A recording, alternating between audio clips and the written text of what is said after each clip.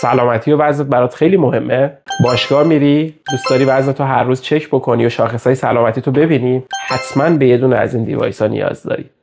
اگه میخوای یه ترازوی هوشمند بخری یا بین S200 و S400 شیائومی توی شک هستی، این کلیپ رو حتما ببین. شباهتشون چیه؟ شباهتشون اینه که هر دوتاشون به گوشیتون متصل میشن، شاخص BMI رو بهتون میدن، منبع تغذیهشون باتریه و اینکه حد اکثر وزنی که میتونن اندازه بگیرن 150 کیلو است و دقتشون 100 گرمه. تفاوت‌های اصلیشون کجاست؟ تفاوت‌های اصلی توی سنسورایی که ترازوی S400 داره و S200 نداره.